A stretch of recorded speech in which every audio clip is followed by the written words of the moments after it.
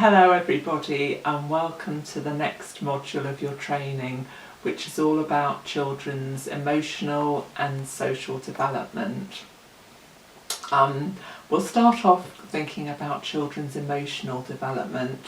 It can really be a challenge sometimes as a teacher.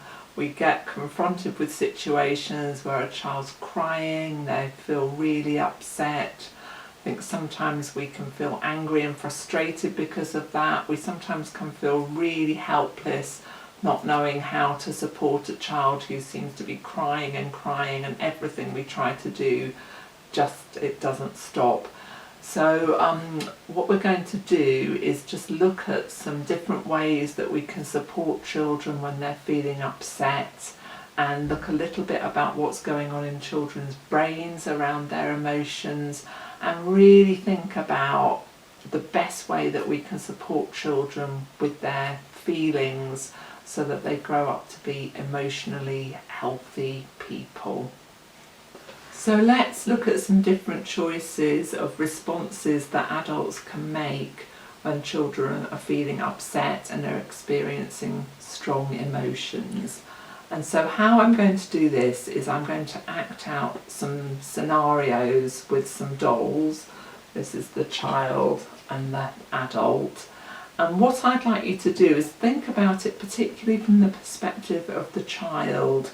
If you were the child, if you were this child here, how would you feel if an adult responded to you in this way?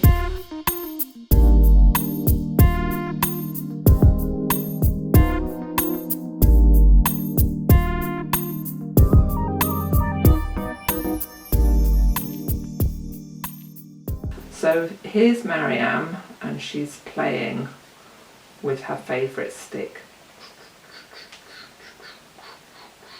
And suddenly her stick breaks. And she starts to cry. And of course the adult wants to help her. Oh, don't cry, Mariam. Oh, my favourite stick got broken. Oh, don't cry, it's only a stick. That's okay. No, but it's my favourite stick. Mariam, don't cry, it's only a stick. We can find you another one. Oh, but this is my very, very favourite stick. I want this stick. Oh, there's lots of sticks all around everywhere. I want this stick, and my favourite stick is broken. Oh, look, now you're just being a baby. How do you think it would feel to be Mariam? Here she is, her very, very favourite stick's broken, and she's really sad. And here comes the adult who's trying to tell her that it's all right, and tell her not to worry about, and tell her not to worry, there'll be another stick somewhere. But this is the stick that's really important to this child. So although the adult is trying to make things better, did you notice how the child's feelings escalated and got bigger and bigger because she just wasn't being heard? So this kind of denying children's feelings is something that a lot of adults do with a really good intention. When I used to work this way with children, it was because I wanted to make them feel happier, and I knew there were lots and lots of other sticks that they could use, but it's this stick that's important to this child. And if we're going to really respect the child and help them feel heard and help them feel understood and cared about, we need to appreciate this is what's important to them, and their need for their stick and their important belonging as something's happened to that stick, so we've really got to take care of their feelings around it. So we're saying that probably denying children's feelings and trying to make them feel better isn't really the most effective way in helping support them. Let's look at another thing that sometimes happens, another kind of approach that adults sometimes take with children's feelings. So it'll be the same scenario with Mariam playing with her stick. Got my favourite stick, I love my stick.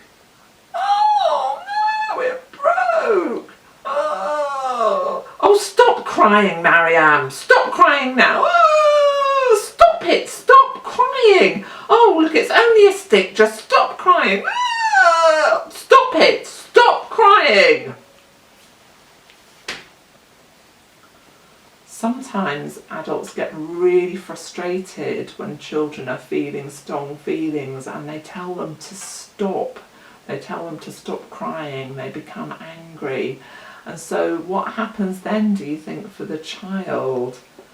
Imagine if someone's telling you to stop crying. It's really, really difficult. And this great big emotion that the child's feeling just isn't being listened to, and instead they feel kind of maybe ashamed, or some part of them isn't accepted by the adult because they're being told to stop crying and stop feeling this big emotion.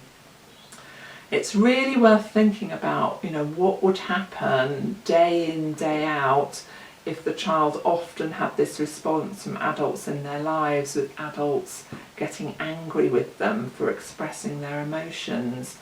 Over time, children would perhaps stop expressing their emotions.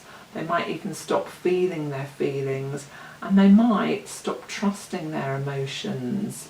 So it's really important we help children understand their feelings and listen to them. We have feelings for a reason, and we'll look at that a little bit later. It's important to think about what we're setting children up for long term. If every time they feel a feeling, people tell them to stop crying or stop feeling sad. After a time, perhaps children would stop trusting their emotions. After a time, they may even stop feeling their feelings, and then that also means that it's going to be really difficult for them to develop empathy with other people, which is a really important characteristics we wanted children to develop.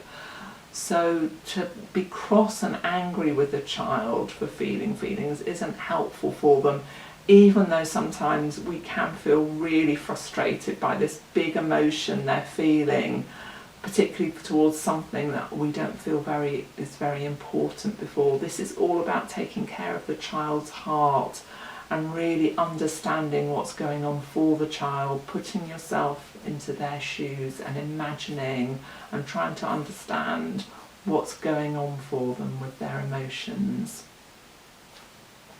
So let's look at another approach that sometimes is used by adults, and I have seen this happen sometimes, where the child is busy playing or something's gone on for the child. I'll act it out one more time. And again, imagine that you're Marianne, and what do you think is going on for you when an adult responds this way? Oh, this is my favourite stick. Oh, it's broken.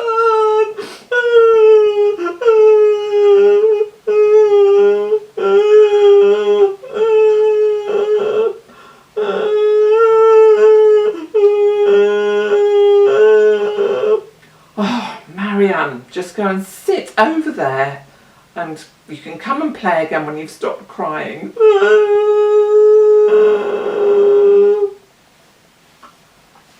I've sometimes seen children be completely ignored when they're feeling a feeling, perhaps because the adult's too busy or the adult doesn't think it's important. And sometimes I've seen children taken to the side of the room or put in a corner and just left there until they stop crying, and then it's acceptable for them to come back in. If you think about that from the child's perspective, that's really, really tough. They're feeling this feeling and the adult's completely ignoring it. And then perhaps even the child's put into the corner of a room until they stop crying and everyone's ignoring them. I kind of worry about that approach a lot. I just think how lonely the child must feel with these big emotions they're having and actually rejected, and it's almost like you can only come back into the group and play if you stop feeling your feelings. And again, if you think what happens long term for the child, it's quite similar to the angry response. Children perhaps will learn to stop trusting their feelings, they learn their feelings aren't acceptable, and they won't develop empathy for other people.